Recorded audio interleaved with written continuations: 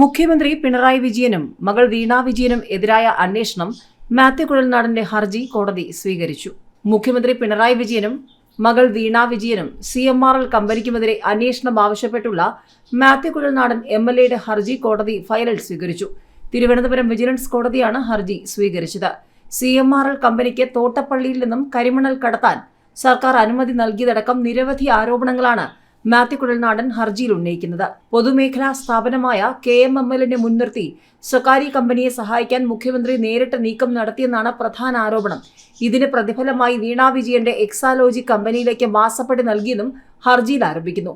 ഹർജി ഫയലിൽ സ്വീകരിക്കുന്നതിനെ സർക്കാർ അഭിഭാഷകൻ എതിർത്തു.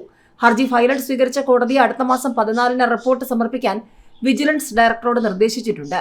തോട്ടപ്പള്ളിയിലെ കരിമണൽ ഖനന വിഷയത്തിൽ പിണറായി വിജയനെതിരെ മാത്യു കുഴൽനാടൻ കഴിഞ്ഞ ദിവസം വാർത്താ സമ്മേളനത്തിൽ ആരോപണം ഉന്നയിച്ചിരുന്നു.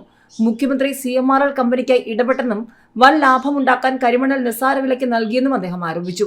40,000 കോടി രൂപയുടെ കരിമണൽ ഖനനം ചെയ്തു. സംസ്ഥാനത്തിന് ഇതുവഴി വലിയ നഷ്ടമുണ്ടായി. CMRL ആരോപണങ്ങളിൽ സർക്കാരിനോ പാർട്ടിക്കോ മറുപടിയില്ല.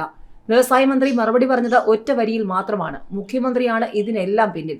മകളെ പൊതുസമക്ഷത്ത് വലിച്ചു കീറാൻ ഇട്ടുകൊടുക്കാതെ ഉത്തരവാദിത്വം ഏറ്റെടുക്കാൻ തയ്യാറാകണമെന്നും വീണ വിജയനാണ് ഇതിന് ഉത്തരവാദിയെങ്കിൽ അത് തുറന്നു പറയാനും മുഖ്യമന്ത്രി തയ്യാറാവണമെന്നും മാത്യു കുഴൽനാടൻ വ്യക്തമാക്കിയിരുന്നു.